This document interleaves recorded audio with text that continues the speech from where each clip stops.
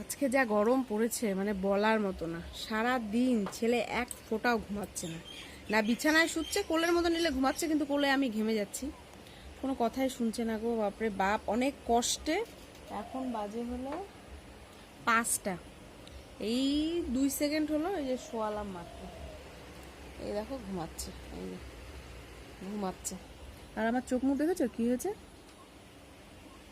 মানে কি বলবো। আর এক তো ভোরবেলা ঘুম ভেঙে যাচ্ছে মানে খাওয়ানোর জন্য ছেলেকে, তারপরে ছেলে উঠে সকালবেলা কথা বলে, 5টার সময় উঠে, ওর রোজ টাইম হচ্ছে 5টা, ঠিক আছে। তারপরে তো সারাদিন আর ঘুম নেই। আর যা গরম, 2 দিন থেকে আমাদের এখানে প্রচণ্ড গরম, তাই গরমে এখন শোয়ালাম। আর আমি এখন কি শুবো বলো তো, মানে হ্যাঁ এখন জানি অনেকে আছে না যখন তখন শুলে ঘুম চলে আসে, আমার আবার সেটা হয় না। তো এখন ফ্রিজ থেকে ঠান্ডা ঠান্ডা এই দেখো রসমালাই বের করেছি, তো আমার ছেলে ঘুমাচ্ছে, এই চান্সে একটু খেয়ে নিই। কারণ তখন ভাত খেয়েছে, ওর বাবা নেই, বাবা গেছে জলপাইগুড়ি।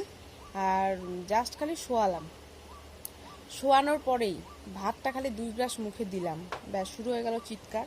মানে আসলে আমার মনে হয় আজকে গরমে এরকম করছে।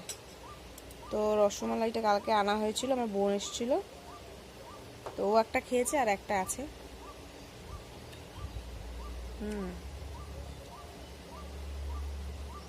টেস্ট আছে।